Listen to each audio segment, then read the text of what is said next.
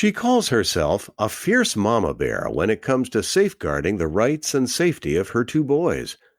That's from Lori Duron, author of Raising My Rainbow, a book that chronicles her family's adventures raising a gender-creative child named CJ, a boy who from the age of just 2.5 displayed clues that he wasn't like other kids. While Duron's older son Chase grew up as a Lego-loving, sports-playing boy's boy, Duron says that even as a small child, CJ enjoyed playing with Barbie dolls and twirling around in a pink, sparkly tutu, with a Disney princess in each hand, singing Lady Gaga's Paparazzi. Raising My Rainbow is Duron's poignant, heartbreaking, and at times hysterical account of what it's like to be the parent of a gender-creative or gender-variant child. As Duron tells PFLAG's Rick Koonce in this wide-ranging interview, raising CJ and his brother Chase has never been easy. Over the years, she's had to become a fierce advocate of CJ with teachers and psychiatrists. On playgrounds, she's sometimes had to face down other non-approving parents. And at home and on social media, she and her family have sometimes been the targets of hate mail and angry tweets. Still, Duron says that raising CJ and her other son Chase has and continues to be a rich and rewarding experience. They've taught us so much about parenting, she says. Today, Duron is the author of a popular blog, Raising My Rainbow, read by over 1 million readers worldwide, most of them enthusiastic supporters of her adventures in raising a gender-creative kid. The blog tells Duron's continuing story of raising both CJ and Chase in a world that still doesn't understand the complexity and diversity of modern families, or the need to embrace our kids, regardless of their sexual orientation or gender identity.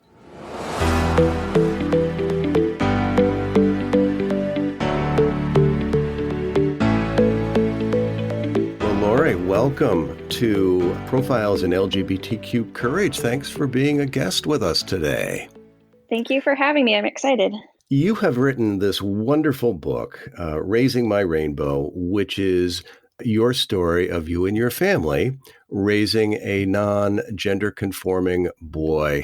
And it's gotten wonderful reviews. And I have to say that in reading it myself, I found that by turns it was funny and informative and poignant, and at times a little bit of a tearjerker and a page turner. And let's talk a little bit about what prompted you to write the book. Let's start there. Well, so I started actually with a blog when CJ was about 2, getting ready to turn 3. I just noticed that he was different from other boys. And so I kept going as a parent in my generation to Google for answers to his behaviors and to other different parenting questions that I had. And I couldn't find the answers to why does my boy like to play with dolls? My son wants to be Snow White for Halloween. What does it mean? I was trying to figure him out. I think I even Googled my son is a girl at heart, and I wasn't finding anything. And so I was complaining about it to some of my friends and to my brother. And finally, my brother said, why don't you be that thing you're looking for?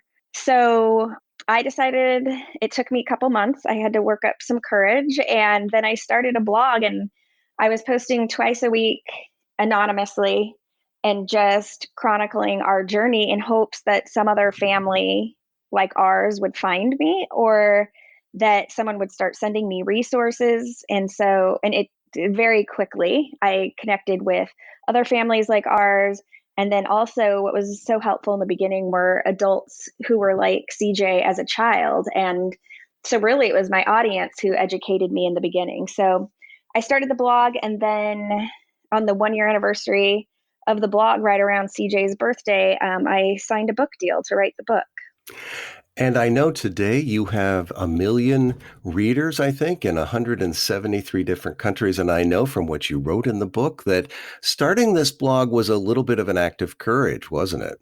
It was, because, so often as a parent, when our child is different, we want to fix that difference and help them be the same so that they don't stand out. And so yeah, it took a lot of courage, especially because I wasn't finding anything about parenting a child like CJ or like families like ours.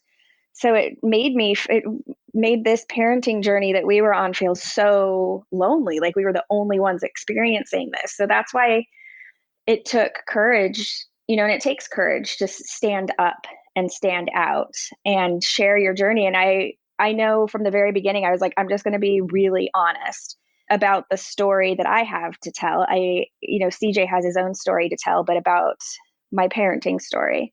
And because it was anonymous, I just kind of laid it all out because I was protected by anonymity. And I know that this really all began when CJ had this experience. You call it the Barbie experience. That was sort of the turning point, right?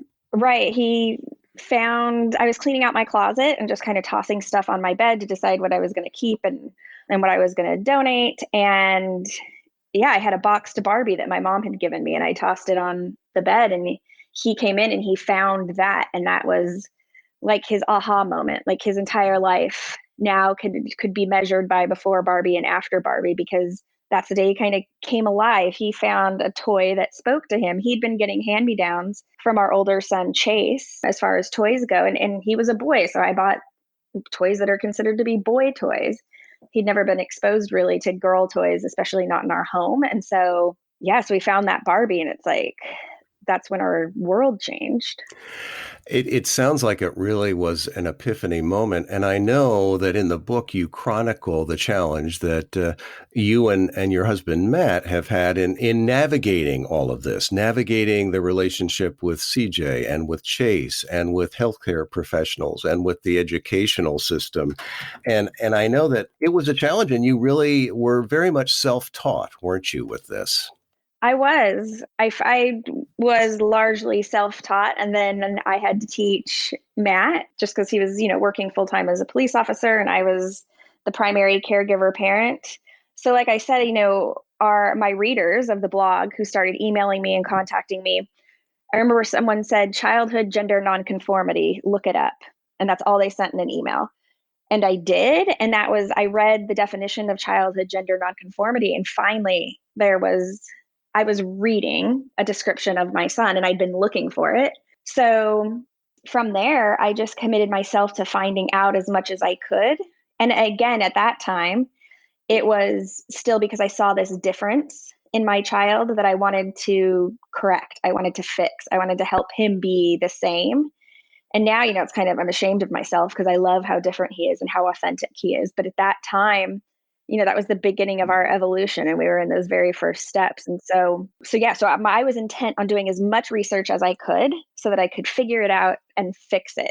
And I had to do all of that research, and I had to educate myself so that I could realize that it wasn't something to figure out or to fix. Well, and it strikes me that for you and for CJ, and I have found this from talking to other parents of LGBTQ youth, that it's tough. You sometimes have to find frames of reference for understanding and knowing what you're dealing with. And in your all's case, I know it was a little bit of trial by error. And can you describe that first Christmas? You talk about it in the book, and I think it was about 3 months after CJ had his Barbie moment, and you and Matt were kind of not sure what kinds of gifts to give him for Christmas. Yeah, so I was still having that feeling of he's a girl at heart, and when we would go out shopping to retailers, he gravitated towards the pink aisles. He wanted to know where Barbie was. And so I took him to those aisles, and he, was going up and down. He wanted nothing from the blue aisles. And so then we were putting together his Christmas list, and I knew he wanted a stroller so bad and a baby doll. So I bought him a blue baby doll, wearing blue clothes, and a blue stroller. I was trying to, and he wanted a shopping cart. So I felt like that was okay. It's like everything was modified. Everything that he wanted, I was trying to find like the boy version or the masculine version, the less feminine version. And he was fine with that. But then, I saw him sitting next to our older son, Chase, on Christmas morning, and Chase was just loving all the toys that he got.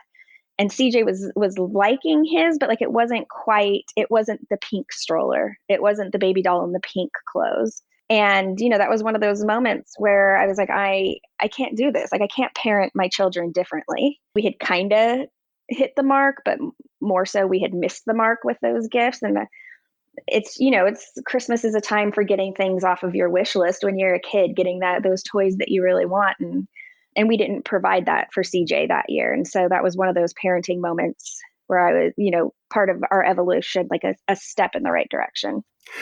Yes. And again, you were trying to figure out what was going on and how best to respond. And at one point in the book, I know you talk about the fact that our goal as parents is not to fix him, it is to love him and to just respond affirmatively that way. And you make a lovely comment about the fact that you've let CJ lead you in this adventure. And can you talk a little bit more about some specific ways in which that has taken place?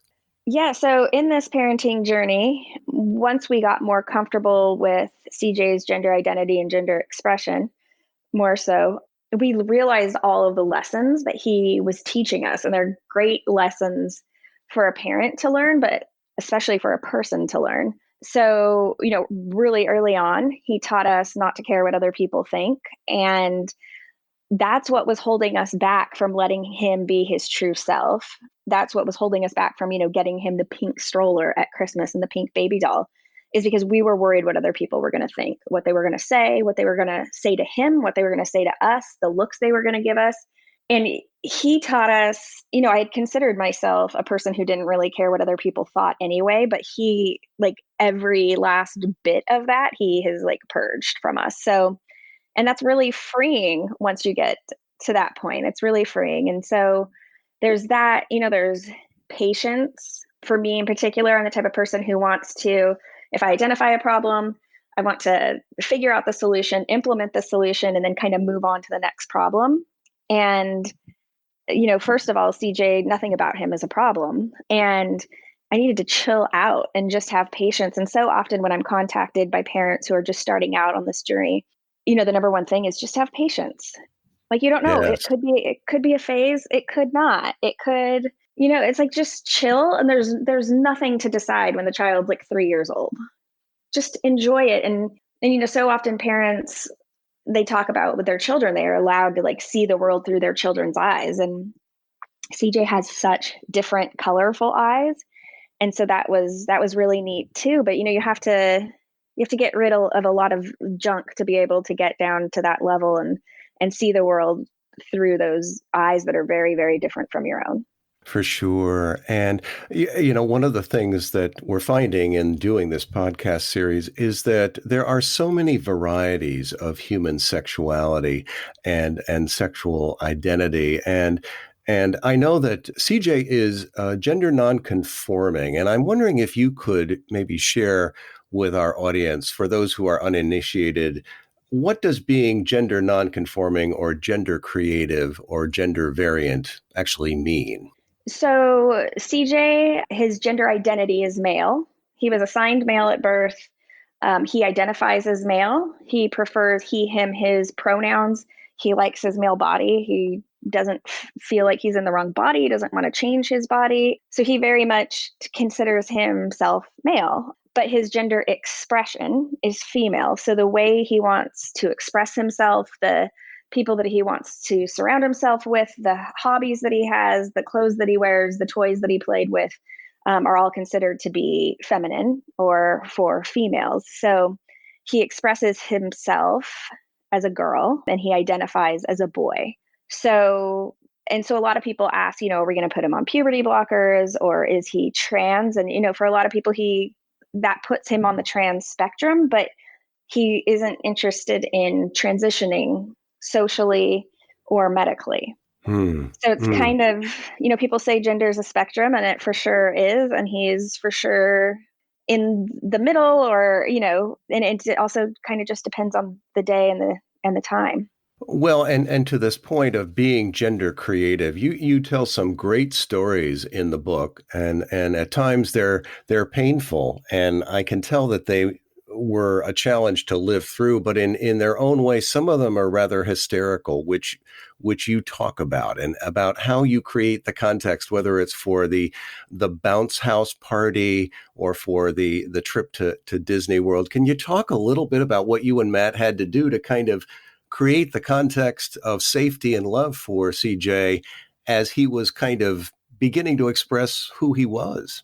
Yeah, I always felt, particularly up until about sixth grade, I felt like we traveled ahead of him to protect him and kind of clear the way and let people know, like, we're here, so careful what you say or do to our son or what you even think. Just know that we're here and we're supportive. And so I felt like we were always trying to be like a step ahead of him.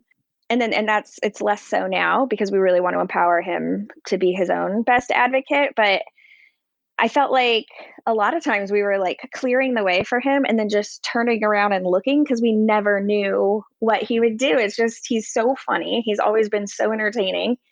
And so, like, authentically himself, he'd be pretending he was Rapunzel at the top of the play structure at the playground and yelling it loudly that he's Rapunzel and he's going to let down his hair and, like, Mommy, don't I look beautiful from the top of the play structure? And that was at a time when he had shorter hair and he looked more like a boy, whatever that means, like society's version of a boy. And he would just yell these things. And the other moms at the park would look at me and I would just tell him that, yes, he looked beautiful and he looked like Rapunzel. And because I've always wanted him to be healthy and happy and sure of himself. And if he wanted to be beautiful, damn it, I was going to tell him he was beautiful. But, there's these moments where the other moms are just staring at me because I assured my son that he was beautiful. Which I think is wonderful. And that unconditional love that a kid gets and then remembers that reverberates through a lifetime. And well, for you and Matt, you all have really been partners in this process. I know you reference a couple of times in the book your concerns about how he was dealing with this and whether you were on the same page. And I'm sure that it's probably the kind of challenge or concern that other parents in this kind of situation face. How have the two of you kind of worked through that and been able to align around CJ's needs and Chase's too, for that matter? Yeah, in parenting, a lot of times the parents aren't on the same page when it comes to something about the kids, and that's just a part of parenting or co-parenting and raising a family together. And this in particular is a struggle. When you have a child with special or unique needs, it's even harder.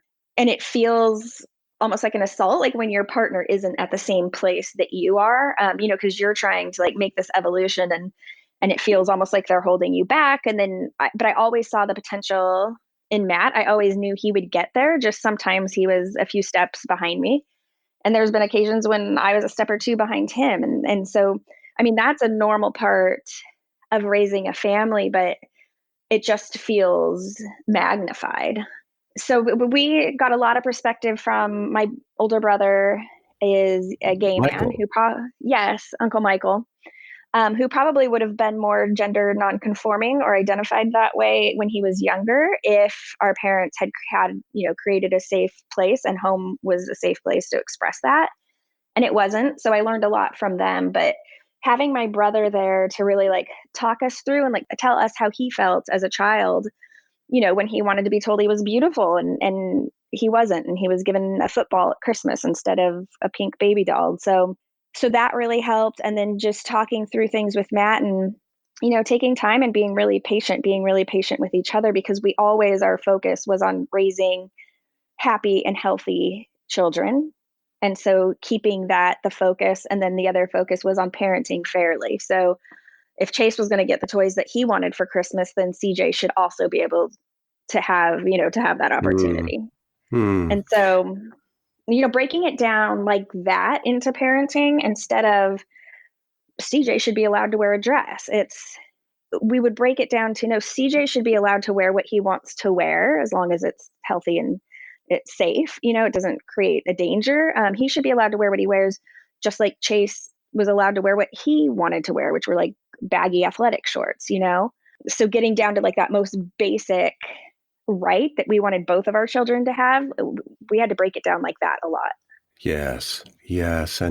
And one of the things that you found along the way in this parenting journey was you You found PFLAG, and can you talk a little bit about how you discovered PFLAG and how PFLAG has been a resource to you going forward? Yeah, so PFLAG has been in my life for decades. So when my brother came out, PFLAG was there because my parents were not accepting. It was a really rough time. And, I was a teen when he came out. And so PFLAG helped then. And then there was a time later in life when I went, a little bit after that, before I had children, where I went back to PFLAG because my brother was actually on a television show and he was out and was getting some attention, and my parents started struggling again. So I went back to PFLAG. And then, when CJ started dealing with this, and I didn't, initially I was like, my 3-year-old's gay, my 4-year-old's gay. Like that's what I was feeling. And he's a girl at heart. And I didn't know, I knew I needed support, and I knew I needed to feel love and support no matter what. And honestly, if I needed to feel that, then I felt like I needed to get to PFLAG, and so I was like, even if what CJ is experiencing, what we're experiencing, it doesn't make him LGBTQ. I just knew if I went there, he was someone who was different and colorful, and my PFLAG family would surround us. And so I went to my local PFLAG, which I, had been to throughout the years, and they did. And so that was another resource that helped me along because this was really early on, and I just launched the blog, and they were another resource that was like, yeah, in fact, you do belong here. And this is something that puts him within the LGBTQ community, and just embraced me and provided resources and loved on me and loved on my family and my kid and told me that it was going to be okay. And yeah, so I mean, PFLAG is the number one resource when families are struggling. I'm like, is there a local PFLAG chapter? Because like, get there and tell your story, or don't tell your story. Just let one person know that you need some support, and you're going to get it. And it's a great place to go and to find out that you're not alone with this. And well, Lori, as we talk, and as I recall some of the other stories you tell in the book, you have a real warrior spirit in you. And you went looking for information when you needed it. And then you began to confront some of the challenges that any parent would have, but a parent with a non-gender conforming child might have more difficulties in navigating. You had to navigate the educational system in Orange County. You tell stories in the book about dealing with a psychiatrist who left you with a very bad impression. And I'm kind of curious to kind of talk about these. And it also relates back to Chase, because one of the things you describe in the book is that Chase had his own challenges to deal with as the brother of a non-gender conforming child. And can you tell that story about what happened with the bullying that Chase experienced and its relevance to your parenting of both boys? Yeah, and I say in the book, from the time that CJ picked up that first Barbie, the thought of bullying was there, that he would get bullied if he left the house with the Barbie, if someone saw him. And then more and more when he started wearing, dish towels as a skirt or as long hair, he started modifying things. He had a pair of Tinkerbell boots that were hand-me-downs, and he'd want to go out in them. I thought about bullies. I worried about when he would become school aged, what the other kids were going to say. So bullying was always there. The thought, I knew that would be number one struggle, right? And that all goes back to worrying what other people were going to think or say. I didn't anticipate that the first one to have to endure some pretty severe bullying based on CJ's gender expression was going to be Chase. And for that, I still feel bad. But so Chase was in elementary school, and I had CJ with me, and we went onto campus, and CJ, was wearing something feminine and had a doll with him. And a classmate of Chase, saw CJ and saw what he was wearing and what he was holding, and went on to make fun of Chase and to bully him, and to, it got physical. He told all the kids that Chase was gay, that both of them still breastfed, and that's why they were weird. And, it just went on and on. And then this bully got the other kids to not play. They would kind of run from Chase on the playground. It was just like one thing after another. It just kept escalating. It was definitely a pattern of behavior from this other child. And so that's when I also got myself educated about our state safe school laws and the laws at a local and a national level that protect family members who have members of the LGBTQ community or gender expansive family members, that there are protections that they enjoy as well, just for being a family member or a sibling, and really had to educate for Chase. And, it was hard enough. I'd always worried about CJ, but then to have to worry about like kind of all those same things, Mm, mm, but that Chase would have to suffer them as well, just felt horrible. There's a great quote from Diane Ehrensaft, and she said, it takes a village to healthily launch a gender creative child into adulthood, but a sibling doesn't always want to be part of that village. They didn't ask to be part of that village. They didn't join the village on their own. It's just something that they have to take on, which is fine, and which in the long run, Chase is an amazing human being, especially, for being a 17-year-old cisgender straight, white male. mm. He's so thoughtful and so caring, and sees the little person and wants to help them feel big. And so he has benefited from having a brother like CJ, but has also struggled. Yes. And as you tell that story, I'm struck by the fact that as a parent of a gender creative child, of two kids, that both of whom you love and care about, is you really had to step up to be their advocate and their champion in some ways that really required you to flex and to be a bit of a challenge to various elements in society. And I was taken by one of the quotes you reference in the book. One of your favorite quotes as being, well-behaved women seldom make history. And so you really grabbed this challenge and took it on. And to the point of it takes a village, you also talk in the book about the fact that throughout this experience, and I found this very poignant, you found out who your friends were and who wasn't your friend. And talk a little bit about what that was like. Yeah, so we had, we've always had a really great group of friends, and especially now that we've weeded out some who we found out weren't so great. But especially when CJ was, 2, 3, 4, it's kind of cute to see a boy twirling around in a dress, and it's amusing, and everyone would say it was just a phase. But when it became apparent to people, and when I started to vocalize that this probably isn't a phase, so don't say that it's just a phase. This is who he is. This is his identity. So let's not diminish that. And as he got older, we've had family members, we've had friends, neighbors who aren't comfortable with it. And I say in the book that, seeing a 3-year-old boy twirl around in a dress is cute and is amusing, but seeing, a 7-year-old boy twirl around in a dress, sometimes not so much so. So we definitely had friends who were comfortable with CJ's gender expression when he was a toddler. And then when he got to elementary school age, it almost became disturbing to them. And that was fine. I'd much rather find that out about a person and have them not be in my life. It's disappointing. And sometimes it's people who surprise you, who you wouldn't have thought that, it's your friend who has a degree in the, child development and is an elementary school teacher, has a passion for children, clearly, because they've chosen that as a profession to pursue for life. And then to not be okay with my son is strange, and to have a relative who goes to church twice a week and is all about love and what would Jesus do, but isn't okay with my child, it's just strange. It's strange when the people who surprise you also disappoint you. It's hard.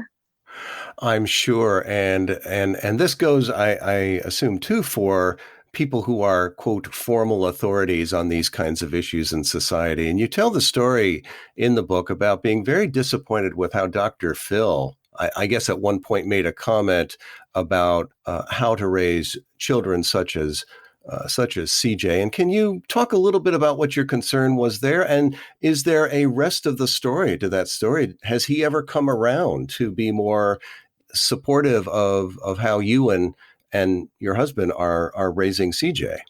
Well, so he first made a statement saying that CJ and boys like CJ should be redirected. So if CJ picked up a doll, I should redirect him to something else. And if CJ put on a skirt, I should redirect him to clothes that were more masculine and toys that were for boys.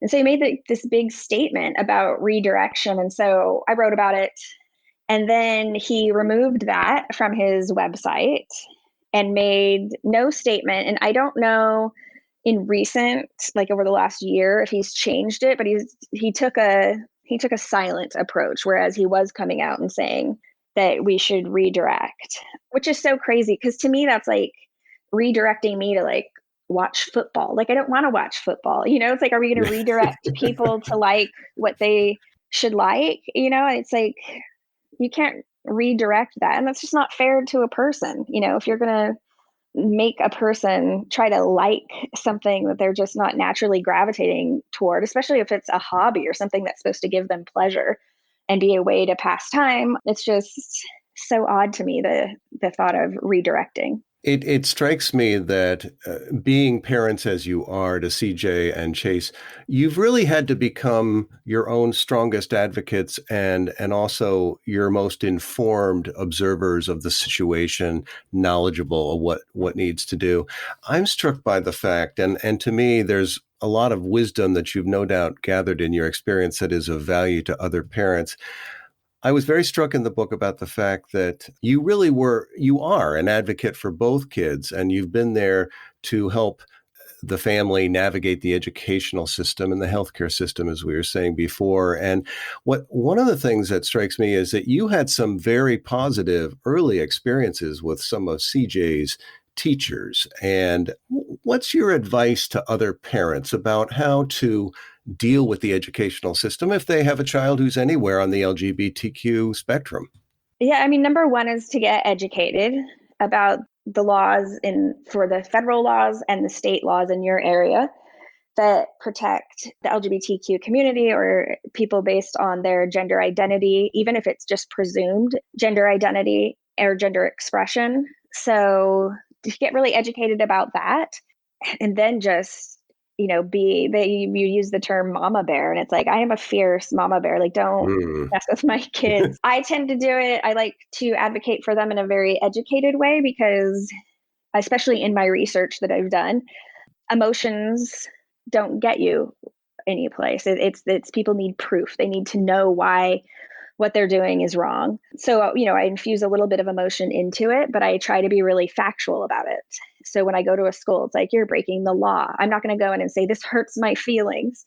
I'll get there eventually. I'll let them know. But for me, it's like, I feel like to be the most productive advocate for them is to be equipped with knowledge. So, and CJ now knows what his protections are and what he has the freedoms to do and how to express himself, and so that he can also advocate for himself. But, so often I've found that educators they have to know so many laws and so many rights and so many ways to help so many students that they just don't know. And yeah, of course, I want them to know about the laws that protect my child, but they just don't. So it's a constant education process. And then sometimes it feels like I'm doing it at the beginning of every school year and then throughout the school year. And we had a lot of change in our administration at our school, our elementary school. So it's like I'm educating a new teacher and a new set of students and then their parents, in small ways, and then the administration. And it was really exhausting. And I didn't realize how exhausting it was and how much time it took until CJ started middle school, and he's at an art school, which is amazing. He is with his people. I haven't had like a single problem. And so, but I didn't realize, I was so in this mode of having to advocate for him and having to be hyper aware of everything that was going on. And, and meeting with teachers and principals like constantly. I didn't realize how much time it was taking out of my day. Now it's like I could get another hobby because he's not getting bullied at school. Yeah. So. And let's shift, if we can, to just talk a little bit about where the boys are today. So Chase is 17, and CJ, am I correct from looking at his blog? He's 13 now? He is, yeah. So CJ's 13. He's in 8th grade at an art school, and it's truly like the best place for him to be, although he's not physically there, but he's on Zoom and right now because they're still in distance learning, but so creative, is allowed to be, celebrated for being who he is at his school. And so he's out as a member of the LGBTQ community. And as far as like relationships go, he's, not quite there yet and doesn't want to really pick an identity as far as romantic relationships go. And I'm fine with that. So, and he still identifies as gender creative or gender nonconforming. His gender identity is male, his gender expression is female. He, him, his pronouns, but doesn't correct anyone if they get it wrong, unless it's someone who knows better, like a family member or something. He's just really chill. Like for him, he wrote a piece that just, got picked up by Good Morning America. To him, gender is over. Like it's just so unnecessary. I read that. Yes, it's a lovely post. Yeah. So that's him. And then, Chase is 17. He's a high school senior and cisgender, straight, amazing, like almost adult now. It's so weird to enter into like this next phase of relationships where he's kind of our child, but he's also just a really cool person who we like to hang out with.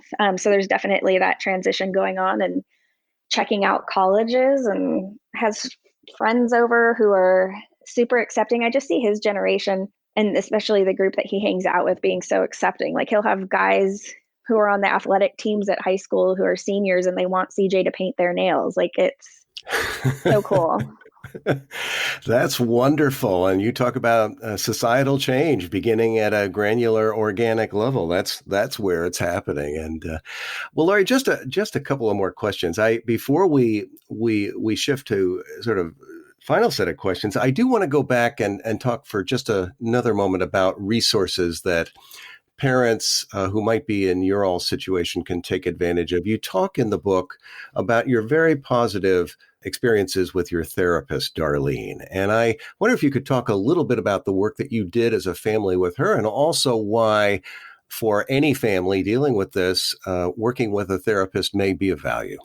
Yeah, we thought CJ needed the therapist. This was very early on in the journey, and not so much to change him, not at all. We just wanted to figure him out. And then reading all the statistics and researching all the statistics I knew that they could be really devastating for the group of kids or the group of people like him. So we wanted to make sure that he always felt like he had someone to talk to, a professional other than, mom and dad and Uncle Michael, and that he had a safe place, and that we were talking to him in the way that we should be. And so we found a great gender therapist. I definitely recommend to anyone who has a child like ours, is trying to find someone locally, or even there's great services now that you can do virtually, a therapist who specializes in gender. And so, we met with Darlene, and it was so interesting because even the first meeting, she said, her patient is actually CJ, but she would work with the entire family. And it turns out Matt and I needed the gender therapist much more than CJ did at that point. He was 4. And so to talk through those things, and it was so much worry at first. Like, I'm worried about this. I'm worried he'll be gay. I'm worried he'll want to wear a dress when he's an adult. I'll worry. And every worry that I would have, she would say, okay, and then what would happen? And my answer was always like, we'll work through it. We'll handle it. And she's like, okay, well then maybe try to not worry so much, because the answer is always, we'll deal with it. Whatever it is, we'll deal with it.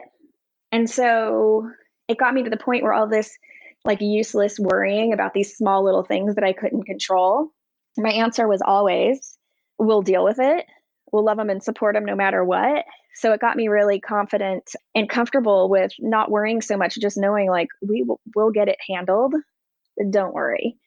So that was something that was really helpful for us. And just having someone, and again, it was providing a lot of resources. And so, I'm hungry to learn all the time about things, and this in particular, because I wanted to understand and be the best parent for our son. So that was really helpful as well. And I think that's wonderful. Those are wonderful words of advice and counsel to other parents who may be worrying about their child and how they will get along being a little bit different. And well, before I ask you my last question, I'm kind of curious, is there anything that has come up for you while we've been talking that I haven't asked you directly about, but which you think is pertinent to our conversation today?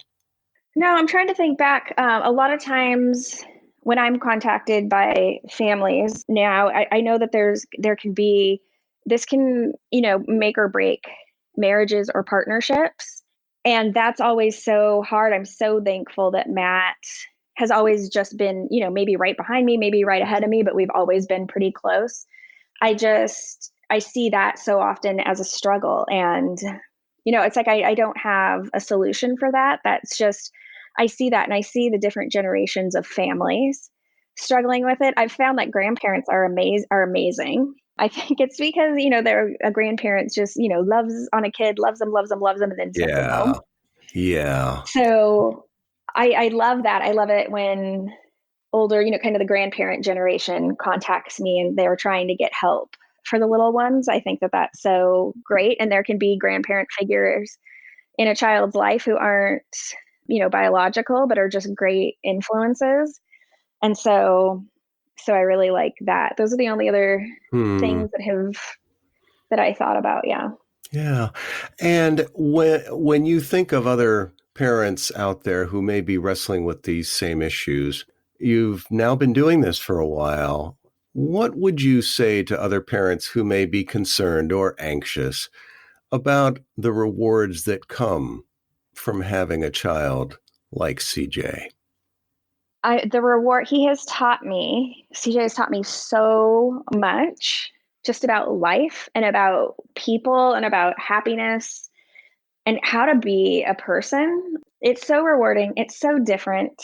When I learned I was having a second boy, I thought it's just going to be more of the same, that where it's like going to be football and baseball and soccer and not boring, but I was like, oh, okay, it's going to be the same. And this is anything but the same. And it's so colorful, and it's helped us. We just let go of what other people are going to think, what they're going to say, what's expected. And so it's been really freeing, and it's fun. It's fun to experience something that's different. Like we only get this one life. And so to witness and get to live something that's really different is unique. It's an opportunity that's not given to everyone. So, in the beginning, my advice is just be patient and chill out. And then as you get further along in this parenting journey, it's to just enjoy it. Enjoy the color is my best advice. Wonderfully said. And, I think to close, I'd like to ask you, if you would, to read a passage from your book. And I found one. Do you have a copy there? I do, yeah. I'm just grabbing it real quick. This particular passage really stuck out to me. It really resonated, and it really gets to that point of being the mama bear and wanting the best for your children and being present to them. So I'm thinking on page 79, I wonder if I could ask you to read from the bottom paragraph, that final chapter, onto the end of the chapter, which is on the very next page, page 80. I want my sons to know a world and a life that allows them to walk in the sun, follow their fancies, and explore unhindered by the phobias of any group. I don't want them to ever feel small. I want them to be responsible, successful, competent, smart, confident, caring men. No mother would wish extra or unjustified hardships on her children. We try to fix what is broken. And to so many in this cruel world, being a member of the LGBTQ community is to be broken. I'm not trying to change either of my sons into something that he is not. Quite the opposite. I'm trying to celebrate and support them so they know that they are free to be exactly who they were created to be. Beautifully said. Lori, thank you so much for doing this interview. I think this will be of great benefit and very much of a resource to many people who hear your words of wisdom. Thank you. Thank you. Thank you for listening to today's interview. Founded in 1973, PFLAG is the first and largest organization for lesbian, gay, bisexual, transgender, and queer people and their parents, families, friends, and allies. We have over 400 chapters and more than 200,000 members and supporters nationwide. Our members come from every generation and live in cities, small towns, and rural areas across the United States. PFLAG is committed to creating a world where diversity is celebrated and all people are respected, valued, and affirmed. For more information about PFLAG, explore the rest of this website or visit PFLAG National at pflag.org.